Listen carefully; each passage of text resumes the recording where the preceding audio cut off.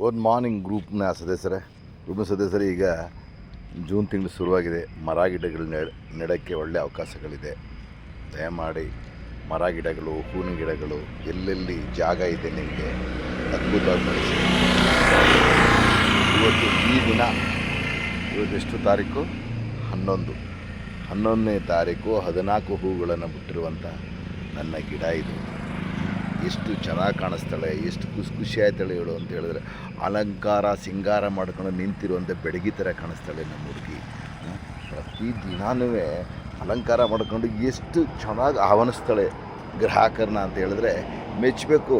ಅವಳನ್ನ ನಾನು ಯಾವುದೋ ಒಂದು ಪಾಟಲ್ಲಿ ಹಾಕಿದ್ದೀನಿ, ಆದ್ರೂ ಗ್ರಾಹಕರನ್ನ ಎಷ್ಟು ಮಟ್ಟಕ್ಕೆ ಆಕರ್ಷಣೆ ಮಾಡ್ತಾಳೆ ಅಂತ ಹೇಳಿದ್ರೆ, ಇದು ಯಾವ ಗಿಡ, ಎಲ್ಲಿ ತೀವ್ರ ಇದು ಯಾವ ಥರ ನೆಡಬೇಕು, ಇದು ಹೇಗಿರಬೇಕು ಅಂತ ಕೇಳೋರು ವಿನಃ ಖಂಡಿತವಾಗಲೂ ಬನ್ನಿ, ಇವಳನ್ನ ನಿಮ್ಮ ಮನೆಗೆಲ್ಲ ಕಳಿಸ್ಕೊಡ್ತೀನಿ ಬೇಕಿದ್ದರೆ, ಆಯಿತಾ?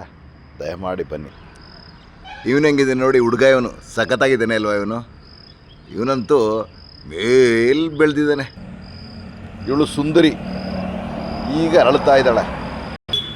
ನೋಡ್ತಾ ಇದ್ದೀರಾ, ಇವಳು ನಿತ್ಯ ಪುಷ್ಪ ಅಂತ ಅದ್ಭುತಗಳ. ಒಂದು ಕಲರ್ ನೋಡ್ಕೊಂಡಿದ್ದೀರಿ, 2ನೇ ಕಲರ್ ನೋಡ್ತಾ ಇದ್ದೀರಿ, 3ನೇ ಕಲರ್ ನೋಡ್ತಾ ಇದ್ದೀರಿ, 4ನೇ ಕಲರ್ ನೋಡ್ತಾ ಇದ್ದೀರಿ.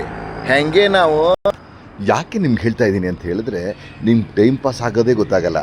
ಗಿಡಗಳ ಬಗ್ಗೆ ಇಂಟ್ರೆಸ್ಟ್ ತಗೊಬಿಟ್ರೆ ಸ್ವಲ್ಪ ನಿಮ್ಮ ತೋಟದಲ್ಲಾಗಲಿ, ನಿಮ್ಮ ಮನೆ ಮುಂಭಾಗದಲ್ಲಿ ಎಲ್ಲಾದರೂ ಇದು ಬಿಟ್ರೆ ಗಿಡಗಳ ಇದೇನು ಗೊತ್ತಾ ನಿಮ್ಗೆ, ಇದನ್ನು ಕೂಡ ಸೂಪರ್. ಇದನ್ನು ಬೇಕಾದ್ರೆ ಕೊಡ್ತೀನಿ ಬನ್ನಿ ನಾನು. ಇದು ಯಾಕೆ ಅಂತ ಹೇಳಿದ್ರೆ, ಈ ಬಾಸುಮತಿ ಅಕ್ಕಿದು ಸ್ಮೆಲ್ ಇರ್ತದೆ. ನೀವು ಯಾವುದೇ ಅನ್ನಕ್ಕೆ ಇದೊಂದು ಎಲೆ ಕಟ್ ಮಾಡ್ಬಿಟ್ಟು ಹಾಕಿದ್ರೆ ಬಾಸುಮತಿ ಅಕ್ಕಿದೇ ಸ್ಮೆಲ್ಲು. ನಿಮ್ಗೆ ಕನ್ಫ್ಯೂಸ್ ಆಗೈತೆ ಇದೇನು ಬಿರಿಯಾನಿನ ಅಂತ. ಹಾಗೆ ನೀವು ಬನ್ನಿ, ಗಿಡ ಮರಗಳನ್ನ ಬೆಳೆಸಿ. ನಿಮಗೆ ಅದು ಎಷ್ಟು ಖುಷಿ, ಎಷ್ಟು ಆನಂದ ಕೊಡುತ್ತೆ ಅಂದರೆ ತುಂಬ ಖುಷಿ ಆಗುತ್ತೆ. ಏನೋ ಇವನೊಬ್ಬ ಇಲ್ಲಿ ಇರ್ತಾನೆ, ಇವನೋ ಗೊತ್ತಿಲ್ಲ, ಆಯಿತಾ? ಇಲ್ಲಿ ಬರ್ತಾನೆ ಇಲ್ಲಿ ಹಾಲು ಕೊಟ್ಟಿದ್ದೀನಿ ಕುಡಿಲಿಕ್ಕೆ. ಇನ್ನೇನಪ್ಪ ಆಗಬೇಕು, ಬರೋದು ಸುತ್ತೋದು. ಹಂಗೆ ಸ್ವಲ್ಪ ಪರಿಚಯ ಇದ್ದ, ಪೆದ್ದನ ಥರ ಆಡ್ತಾಯಿದ್ದ. ನಾನು ಹೆಂಗೋ ಸ್ವಲ್ಪ ನನ್ನ ಎದುರುಬಿಟ್ಟು ಓಡ್ತಿದ್ದ. ಅವನೋ ಗೊತ್ತಿಲ್ಲ.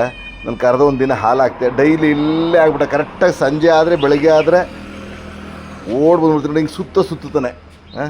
ಏನು ಹೇಳೋಣ ನಾನು, ಏನು ಮಗನೇ, ಏನು ಹೇಳು. ಇಷ್ಟೊಂದು ಚೆಂದ ಅಲ್ವಾ? ಆಮೇಲೆ ಅಲ್ಲೊಂದು ಗಿಡ ಬೆಳೆಸ್ತಿದ್ದೀನಿ ನೋಡಿ, ಅದು ಎಷ್ಟು ಖುಷಿಯಾಗುತ್ತೆ. ಇವಳ ಹೆಸರು ಚಿಣ್ಮಿಣಿಕೆ ಅಂತ ಹೇಳಿ. ಎಷ್ಟು ಚೆನ್ನಾಗಿರ್ತಾಳೆ ಗೊತ್ತಾ ಅವಳು. ನೋಡಲಿಕ್ಕೆ ದಾಸವಾಳ ಹೂ ಥರ ಇದ್ದಾಳೆ, ಆದರೆ ಅವಳು ಹಬ್ಕೊಂಡು ಹೋಗ್ತಾಳೆ. ಎಲ್ಲಿ ಸಿಗ್ತಲ್ಲ ಹಬ್ಕೊಂಡು ಹೋಗೋದು.